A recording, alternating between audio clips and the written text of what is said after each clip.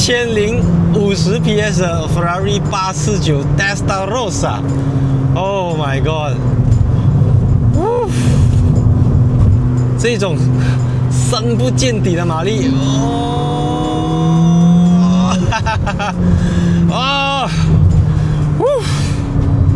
，Let's go！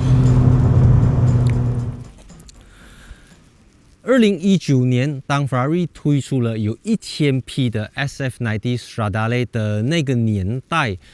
整個汽車世界裡面有超過1000匹的車子，不到6台，大概是4台到5台。而除了 SF90 Stradale 是 Series Production 量產車型之外，其餘的都是極度限量的 Hypercar 等級。可是2019年到2025年這7年間，整個馬力的權力遊戲發生了翻天覆地的变化。截至目前2026年市場上有超過35台販售的車子，有超過1000匹，超過2000匹的更是超過5台。所以從2019年1000匹的 SF90 Stradale， 再到2025年1050匹的849 Testarossa。很显然的 ，Ferrari 並不是想要去卷数字，這不是重點。重點是這一台 Ferrari 849 Testarossa 它承載了 Ferrari 從1950年代的賽車 DNA，1984年的 Ferrari Testarossa 的這個名稱的整個情懷等等。然後849 X Cylinder 499cc per cylinder 也是 Ferrari 慣用的命名方式。所以今天真的是非常高興可以代表馬來西亞來到這個西班牙 Sevilla 來測試這一台最新的 Ferrari 849 Testarossa。那外觀造型上，它是一台極具爭議的車子，因為它採用了源自在 12 Cilindri 跟 F80 看到的 Black Mask， 而這個 Black Mask 的祖宗其實不是 Testarossa， 這個 Black Mask 的祖宗是Ferrari 365 GTB4， 就是 Ferrari Daytona。So 它这個車子，你說它像 Testarossa 又沒有，因為 Testarossa 最著名的 Side Strakes， 那個門邊的很誇張的那5條線條都沒有。Testarossa 原意為意大利文的紅頭 Testarossa。那在1950年代Ferrari 為了區分賽車引擎跟一般的引擎，特意將引擎最上方的凸輪軸蓋，就是 Cam Cover 塗裝成醒目的亮紅色。隨着時間的推移Testarossa 已經成為了 Ferrari 力量與勝利的代名詞。顯然的，849 Testarossa 採用的這一具 V8 引擎同樣是 Testarossa。So of course 這是一台 Ferrari， 所以所有的外形設計都離不開空氣力學，它必須要首先服務空氣力學，產生足夠的下壓力產生足夠的這個冷卻的氣流等等。所以我們可以看到在這個車子的下方這邊其實是一個非常大面積的進氣口，所以這個進氣口會透過它的這個導流系統導到後面去。但這邊要講的一點就是很特別，就是它有一個 air channel， 因為引擎是在後軸，所以那個 air channel 可以把空氣從這邊一直到車門，然後你會發現到這邊有一個很大很大的孔，這麼大，比我的臉還大這個地方，所以它的門是一個凹進去這樣子的 shape， 你看到嗎？這是目前 Ferrari 量產車裡面車門設計最誇張的，你看一般車門都是 flat 的嘛，它的車門是降下去的，因為它必須要讓空氣透過這個地方去到後面，去到它的這個剎車碟、剎車盤，冷卻整台車子。然後在你看不到的地方，在它的 underneath 車子的底部有 vortex generator。然後再來，因為它後面有這兩個非常大的 twin wing， 兩個翹起來這樣子的，它是目前現代 Ferrari 唯一一款採用 twin wing 的車型。它最早可以追溯到 512M 這樣子的車型。849 Testarossa 在250 km/h 的時候能夠產生415公斤的下壓力，比 SF90 多了25公斤。但真正恐怖的細節是它的冷卻效率同時提升了 15%。你要知道這兩件事情在空氣力學上根本是非常矛盾的。你想要產生下壓力，氣流就要快，要平整的貼着車身走。那你想要散熱的話，就要強迫空氣轉彎。所以通常散熱做得越好，產生的亂流就越多，下壓力就會直接崩掉。他們必須要讓每一滴空氣在幫助引擎降溫之後排出來的熱廢氣，還不能夠干擾到車尾的穩定性。那很多人不知道這台車子有 35% 的下壓力，其實是來自你看不到的前車底。849引進了3組共6個的階梯式渦流產生器，它不是隨便裝上的鰭片，而是經過無數次風洞實驗，它的作用就像是一個強力的抽風機，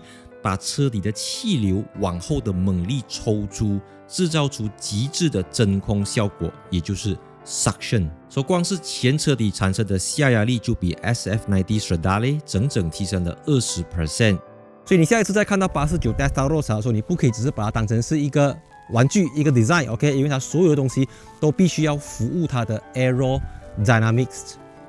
那如果你問我849 Testarossa 的外觀造型好不好看，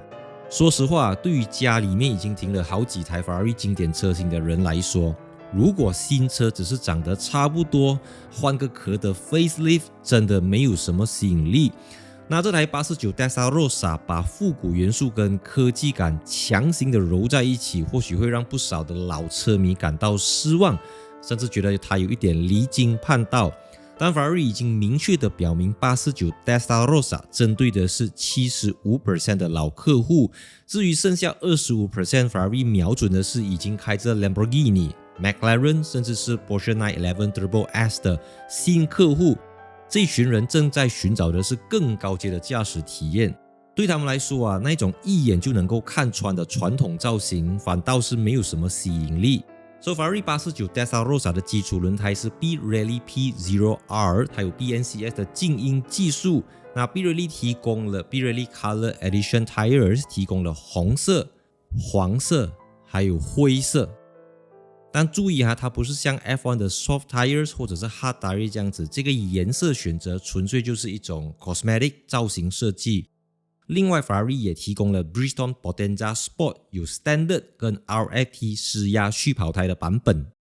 那849 Testarossa 的內飾呢，就沿用了新時代 Ferrari 的一種家族式設計。首先，它中間是沒有一個熒幕這樣子，那個你要 GT 車型，像 Amalfi 還是 Puro Sangue 才會給你這樣子的東西。所以中間有一個懸浮式的 Edge Gate， 最早我在 Ferrari Roma 看到這樣子的東西，把那個時候它是有一點放在下面的，所以這個就是一個懸浮式，你更容易看到，真的好像飛機的那種戰鬥座艙的按鈕這樣子。當然，方向盤最大的變化就是它把 Haptic Touch Sensitive 的那個 panel 換成是實體按鈕，但是感覺上它就是從一片板割出來這樣子，我覺得可能看起來沒有這麼 premium 啦吧，這是一個折中的做法，因為 Haptic Touch 真的是遭受到了很多 Ferrari 車主的這個反饋。So 當然我覺得整個方向盤我最喜歡的就是他們終於把 Engine Start Stop Button 象徵 Ferrari 熱血的這顆按鈕帶回來，因為之前你是要按的，所以你按着那個平面的東西啊，你不覺得自己在啟動引擎的嗎？就給它按着。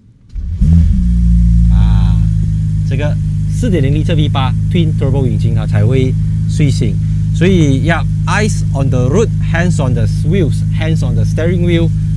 就是 Ferrari 的哲學。我們就馬上的帶大家來體驗看看1050 PS 的魅力。Let's go！ 849 Testarossa 採用了最新版本的 V8 引擎，有830 PS， 比 SF90 XX 多了33 PS。那為了推高馬力的天花板啊，849 Testarossa 採用了比 SF90 Stradale 大10% 的全新 Turbo 架構。那一般上渦輪變大，慣性就會更大，反應會更慢。所以 Ferrari 砸重本把 499P 跟 F80 的 Low Friction Bearing System 給帶過來。再來壓榨極限動力，最害怕的就是熱。所以這顆 Turbine Housing 用的隔熱罩是源自296 GT3， 所以少了這層保護啊，引擎室的 Thermal Management 根本就壓不住，你旁邊有幾圈，電腦就會因為過熱而開始鎖馬力。那抓着849 Testarossa 的方向盤呢，就讓我回想起2021年我第一次在馬來西亞試駕 SF90 Stradale 的時候那種感覺。那試駕之前那個心情是既激動啊，然後又很緊張那種感覺，因為哇1000匹你知道嗎？沒有開過1000匹的車子，然後要把它開上高速公路等等，哇那個壓力山大。那可是當我一上車之後，走了10幾20公里，我發現我完全沒有這個緊張。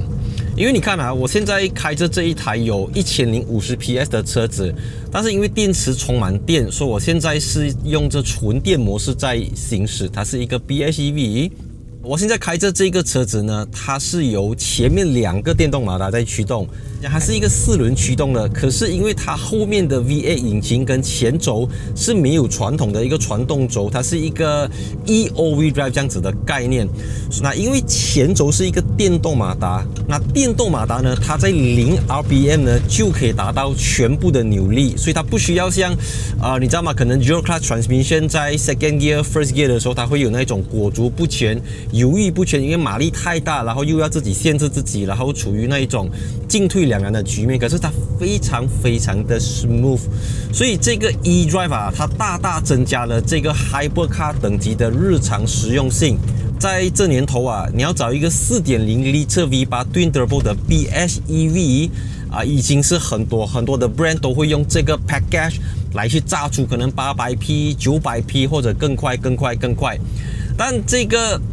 SF90 Stradale 的繼承車款849 Testarossa 不一樣的是，它的 4.0 litre V8 並不是放在前軸，而是放在我的這個駕駛座椅後方的電池的後方的這個後軸上面的一個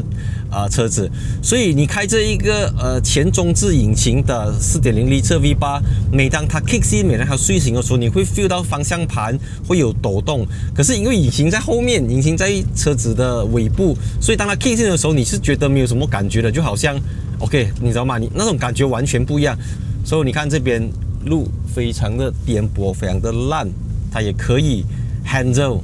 因為這個849 Testarossa 的彈簧重量減輕了35%，就會讓到它的車子分為簧上重量跟簧下重量，簧下重量減輕，從而讓到車子的整個roll 啊等等都會有所改善這樣子。所以這台車子的1050 PS 呢，由 4.0 litre V8 引擎提供給它830個 PS， 然後電動馬達給它220 PS， 加起來就是1050。但是技術上來說呢，你只有可能在 Qualify Mode 才可以去施展到全部的1050。但就像你口袋裡面有1050塊啊。你用不完1050塊，你要隨便用個600、700、800塊都是很平常的了。重點是告訴你，他把1000匹這件事情當成了日常。4號牙，3號牙。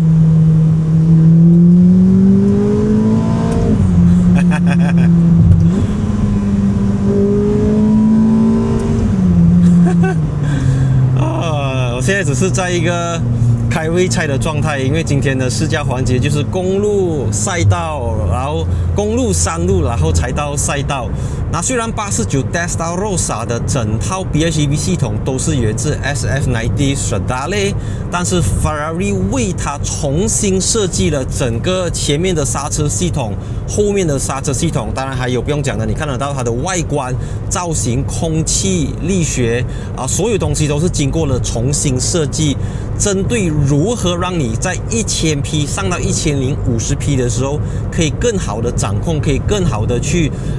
把這個車子從引擎、從馬達傳到輪上面，所以整個輪胎尺寸也 upgrade， 現在是後面是325，前面是265，非常寬、非常大的輪胎。那離開了高速公路，我們現在準備就要去體驗這台車子在山路的表現如何。那我相信，當你一把1050匹跟山路連接在一起的時候，你一定會覺得說馬力過剩，你知道嗎？因為一般上在山路的這個 sweet spot 啦 ，OK， 就是在300匹到500匹，然後輕量化的車身就可以達到人車合一的效果。可是1050匹很顯然就是一個賽道的 setup， 你知道嗎？一個專門為賽道去打造的馬力，用來攻山會不會像我們講殺雞何須用牛刀？就好像你牙齒裡面的縫可能有菜有肉，然後你拿一根筷子去挑。Right， 你需要的不是筷子，你需要的是牙籤。但重點就是這一台849 Testarossa， 它有沒有辦法以一個筷子的造型、筷子的 shape、筷子的寬體去挑牙齒，去挑牙縫啊。我觉得这個是非常有趣的，因為它的前軸有 torque factoring 的功能，所以它是有形無形之間的讓你雖然開着一個你知道嗎這麼寬這麼大台的車子，不過你感覺像自己在開一個 hot hatch， 你不是只有在296 GTB 296Speciale 你才感覺到自己在開一個 hot hatch， 你開一個849 Testarossa 你也會有這個感覺。 OK，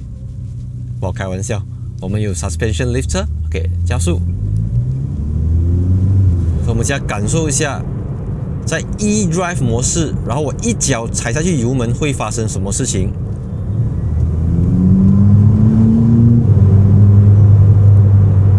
1、2、3 E-Drive。 OK， 我現在完全去 E-Drive。 OK， 所以在這個情況下，無論我怎麼踩，引擎都不會 kick in。 加速，我 feel 到一種不 balance， 因為後軸沒有 grip 的，看到嗎？完全是前軸。哇，這個感覺超奇怪。 No， 打不累，很違和啊。前輪驅動 Ferrari， 你真的是 feel 到前驅車要 understeer 那種感覺，懂嗎？然後駕着，你講它的懸掛，我覺得是真的是很夠力，你知道嗎？很夠力 comfort， 懂嗎？看我 comfort， 我竟然可以用 comfort 這個形容詞去講一台 GTB， 因為你看在此之前 Ferrari 的這個 GT 就是 Gran Turismo Ballerini， 就是後中置引擎的 GTB 車型，跟 Gran Turismo 它是有一條很深的一個 gap 啦。所以如果你買到 Ferrari 的 GT 車型，像可能812 FF GTC4 Lusso 這類型的Roma 等等，它就是適合長途行駛、長途 cruising，你要開慢也可以，你要開快更可以。可是 GTB 車型像早期哇458啦、488啦，就是你知道嗎？很熱血，充滿戰鬥氣息，就是它沒有辦法開慢你就好像覺得整個人一屁股坐在馬路上面那種感覺，懂嗎？可是現在這個車子 ，My God， 因為它的傳動軸。它沒有傳動軸，所以它的整個車子可以重到重心更加的低。然後像它的那個鋰離子電池啊，它不是平鋪在底下的，它是一個 cube 這樣子放在駕駛座跟引擎室的中間這樣子，所以它整個 weight distribution 還是以後面為主，前面輕一點點這樣子。整個車子是表現到非常自然，它不會給你感覺，你知道嗎？車子不懂要去哪裡，不懂要做什麼這樣子，它很清楚每一個 millisecond， 每一毫秒車子要怎樣 react， 車子要怎樣反應 ，right？ 但我要 EV mode why？ 還是回去呀？聽到引擎聲浪 ，come on 的意思 ，Testarossa Red Hat， 這就是它的意義，就是讓你聽到這個 flat pan crankshaft 的 V8 引擎，它的整個。引擎的脈搏，引擎的心跳在提醒着你，在今時今日 ，Yes Ferrari 的 V6 引擎可以幹到900匹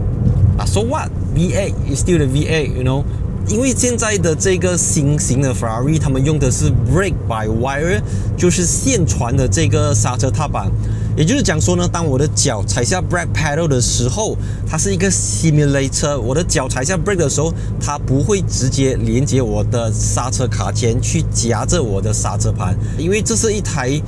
怎麼講？它有引擎，然後它又有電動馬達，它又有 regen， 所以如果你處理不好的話，你就會覺得那個 brake feel 很虛假，那個 brake feel 很disconnected 啊，你 feel 不到自己在減速，你 feel 不到自己在跟車子有聯動。那說實在話，它的這個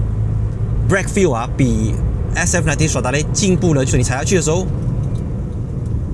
你察覺不到它是一個 brake by wire， 你懂嗎？呀，它畢竟還是有 regen， 所以我覺得它還是多了一道，好像多了一個海綿，懂嗎？那個 brake pedal 減速。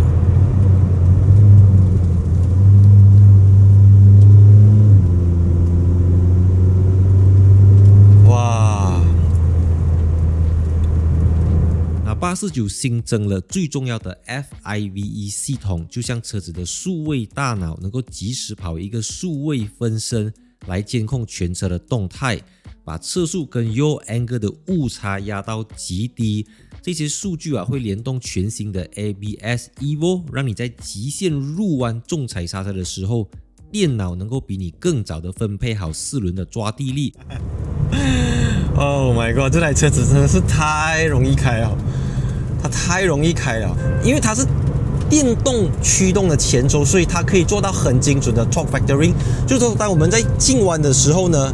它的外側輪會比內側輪快，所以當內側輪去主動 brake 的時候呢，你就會形成那個循跡非常的漂亮那個 line， 你懂嗎？你不用是什麼哇很 pro 的 GT racer， 你是一個你知道嗎？一般的車主你都能夠很良好的去駕馭這一台有1050匹的849 Testarossa。它不是加速的藝術，它不是暴力的藝術，它是一種收放自如。Oh my god, I love this car, man！ 4號牙，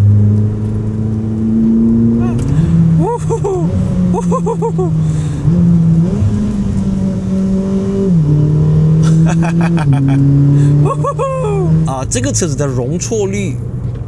很高 ，OK， 你可以怎樣來。它都會保你一命，它都會救你。但是296 GTB 或者296 Speciale，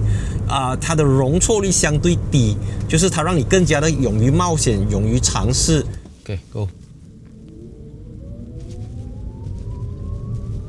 純電動行駛，那每次開着 PHEV 的 Ferrari 在這種甘榜路穿梭的時候啊，那路人投以的眼光是非常奇怪的，因為哇，這樣龐然大物，你知道嗎？太空飛船，然後我現在哦，這是我覺得很好的融入整個社區啦，因為可能人家在睡覺，可能 baby 會被你嚇到，你知道嗎？你就這樣子靜悄悄、無聲無息的隱藏你自己。所以當然排放法規也是很少人提到的，為什麼 Ferrari 要你知道嗎？不要再加大 CC， 或者說在原有自然進氣或者說原有 turbo 的基礎上加更大的 turbo、更大的 turbo、更大的 turbo， 但是對於車子來講，會達不到那個排放的標準，所以用 EV 來行駛就能夠去加減乘除，它可以降低車子的這個 emissions 排放，所以一舉兩得了。OK， 這個電池電動馬達可以幫助車子抵消掉 turbo lag， 它又可以 environment friendly， 對整個 city friendly。Alright， 完成了公路試駕之後呢，就來到了重頭戲。那我們現在就是在 Circuito Monteblanco。那法拉利為我們準備了 Assetto Fiorano 配套的這一個849 Testarossa。那 Assetto Fiorano 呢，它是一個輕量化套裝，但它不是一個 body kit， 它不只是一個套裝，不是說你買了849 Testarossa 之後你想要去添加不可以，因為它本來就是一個不同的 version。那整台車子比原裝的849 Testarossa 減輕了30公斤的重量，像我身後坐在的這張椅子呢，它就是減輕19公斤的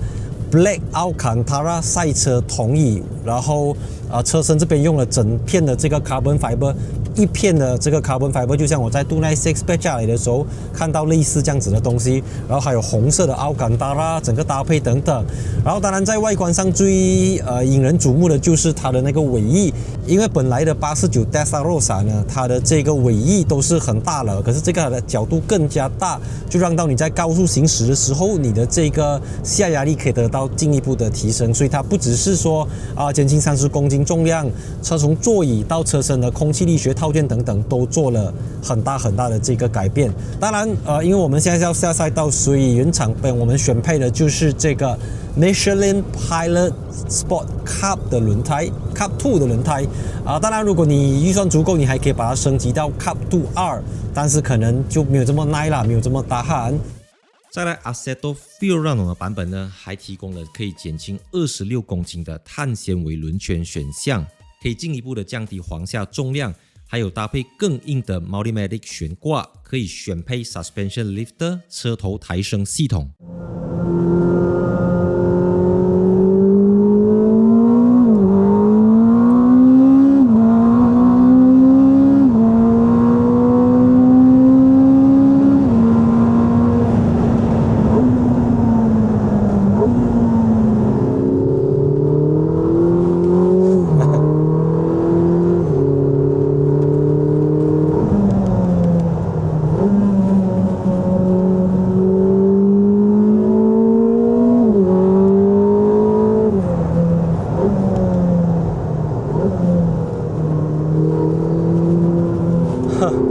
台 E-All-Wheel Drive 的849 Testarossa，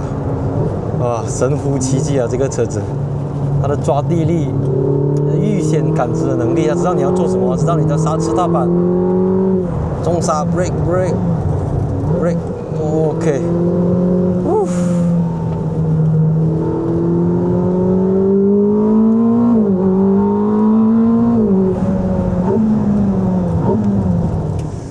Alright, so 終於完成了 Ferrari 849 Testarossa 的公路測試，還有賽道試駕。那在公路我們駕的就是普通版本的，然後賽道用的就是 Assetto Fiorano， 輕了30公斤，更高的下壓力，更好的輪胎更多的輕量化部件。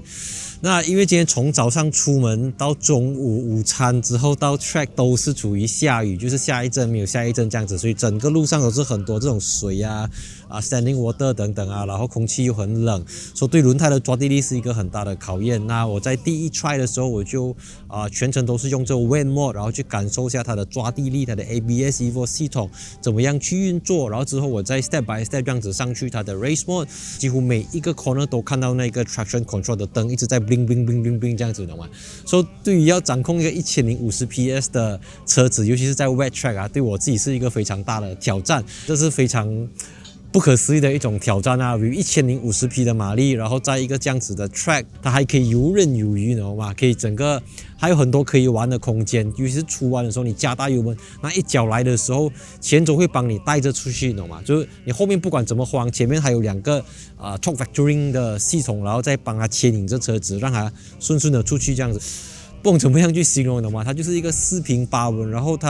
我們講很多的千匹俱樂部的車子，他們是在試圖挑戰物理極限，他們在挑戰邊緣，他們在你知道嗎？可是 Ferrari 它已經不是在挑戰邊緣這麼簡單，它已經在統治邊緣，它把 Hypercar level 的車子生活化，它把 Hypercar 等級的車子當成是日常生活中的一部分。我覺得這個是SF90 Stradale 也好，849 Testarossa 也好，它最珍貴的價值就是它不再是那個千匹，但是你用不到它千匹，然後你無法駕馭、你無法操控的一種怪獸，它是一個可以平易近人。OK， 你要上路公路駕慢慢，它還蠻 comfort 的揸到，對不對？然後它還可以下 track， 還可以很激烈的過彎，不管在晴天雨天，這個車子都展現了它強大的統治力。我覺得 Ferrari 849 Testarossa 雖然講在2020年的今天，它並不是1500匹、2000匹、3000匹，沒有，它沒有玩這個東西，它更加內化，它更加 deep、更加深入的去跟消費者解釋說，為什麼你需要1000匹，1000匹應該怎麼用，什麼地方應該快，什麼地方應該慢，什麼地方應該狂，什麼地方應該野，什麼地方應該收，什麼地方應該靜，什麼地方應該定，這是849 Testarossa 給我最大的一個體驗，最大的一個感受。所以再次感謝大家收看今天這一集 Ferrari 849 Testarossa 的 International Media Test Drive。所以我是戴祖義，我們下期影片見。Let's go.